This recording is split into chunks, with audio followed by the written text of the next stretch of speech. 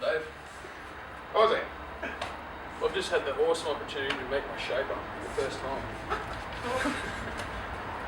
And I've been riding this fully sick board here. It's a racing mold, 6.2. I know it goes really good, but there's a few things that I don't really know what they do. So I'm going to ask Dave. First of all, these little channels or Deck channels? Grips? deck channels, finger grips, what do they actually Grooves? What do they do? Well, I compare it often to corrugated iron or a piece of normal tin. A piece of normal tin will flop around and do a wobble board like old, what's his name, what's that old singer, Verrall Harris? And a piece of corrugated iron, it's stiff, it doesn't wobble. So with these corrugations of these grooves now, I get some structural engineering, some stiffness into the board. So that's, I guess that's the easy answer to that one. Okay. And you were asking a little bit earlier on the red stripes. Yeah, what do they do? What do red stripes Red do? stripes make things go faster. Alright, that would explain why I make it out of every barrel. Alright. And the second point, the red stripe is a special material I use. It's three-dimensional.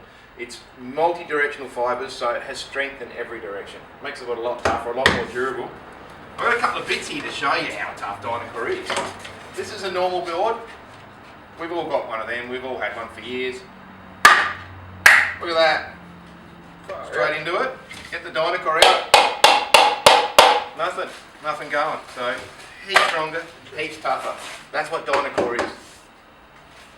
So what can you tell me about, I notice on these boards I tend to float a little bit more than my normal PU board. Is there much difference in the flotation, or is that just me thinking that? It's a question we get written in often here to Diverse TV, and the easy answer is the boards are made with a high-grade EPS foam. Now, it has 10 to 15% more flotation than PU foam that your regular board's made from.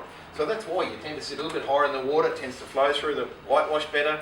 It tends to just to be a little bit more, have more pop and more spring and more overall help. Yeah, so, I mean, everyone needs more flotation. It's so much better getting through all this. That would explain why it's a lot easier for me to just paddle, get on the waves, and basically it's just easier.